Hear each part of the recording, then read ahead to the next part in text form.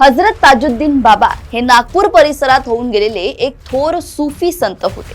त्यांचा जन्म 27 जानेवारी 1861 मध्ये महाराष्ट्रातील नागपूर जवळील कामठी येथे झाला। लहानपणीच आई वडिलांचे छत्र हरपल्यामुळे त्यांचे बालपण संघर्षात गेले।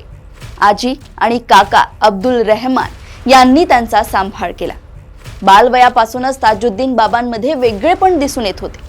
सांसारिक गोष्टींपेक्षा त्यांचे मन अध्यात्माकडे अधिक झुकलेले होते। कामठी येथील मद्रशामध्ये शिक्षण घेत असताना त्यांची भेट हजरत अब्दुल्ला शाह यांच्याशी झाली। त्यांनी ताजुद्दीन बाबांमधील आध्यात्मिक क्षमता ओळखून त्यांना मार्गदर्शन केले।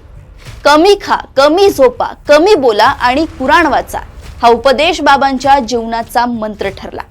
या मार्गदर्शनामुळे बाबांचे मन पूर्णतः ईश्वर भक्तीत तल्लीन झाले आणि ते हळूहळू भौतिक जगापासून दूर जाऊ लागले।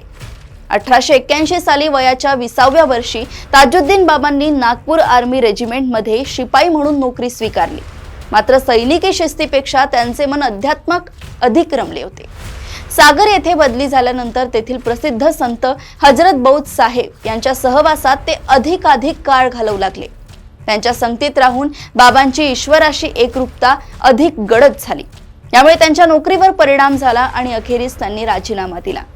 ईश्वर प्रेमात इतके तल्लीन झाल्यामुळे बाबांना सभोवतालच्या जगाशी जाणीव उरली नाही। ते कधी नागपूर, कधी कामठी तर कधी इतर ठिकाणी भटकू लागले।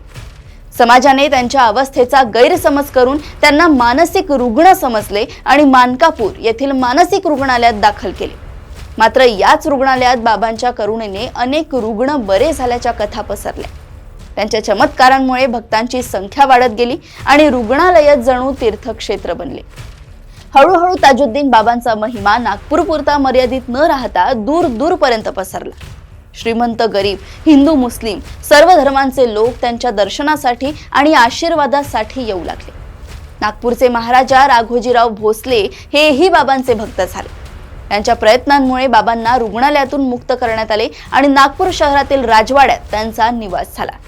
तेथून बाबांनी करुणा, प्रेम आणि मानवतेचा संदेश समाजात पसरवला। 1925 साली बाबांची प्रकृती खालावली। सर्वोत्तम वैद्यकीय उपचार करूनही त्यांची तब्येत सुधारली नाही। अखेर 17 ऑगस्ट 1925 रोजी हजरत ताजुद्दीन बाबांनी देहत्याग केला। मात्र त्यांचे कार्य, आशीर्वाद आणि मानवतेचा संदेश आजही त्यांच्या भक्तांच्या हृदयात जिवंत आहे। नागपूर येथील त्यांची समाधी व दर्गा आजही श्रद्धा, करुणा आणि सर्व धर्म समभावाचे प्रतीक म्हणून ओळखले जातात। आज 27 जानेवारी हजरत ताजुद्दीन बाबांच्या पावन जन्मदिनी त्यांच्या जीवनातून मिळणारा करुणा, प्रेम आणि मानवतेचा संदेश आपण सर्वांनी आत्मसात करण्याचा संकल्प करूया। धर्म, जात, भाषा या पलीकडे जाऊन माणूस म्हणून एकमेकांकडे पाहण्याची शिकवण बाबांनी आपल्या आचरणातून दिली। आजही नागपूरच्या भूमीत बाबांची दृष्टी, त्यांची करुणा आणि त्यांचे आशीर्वाद जिवंत आहे।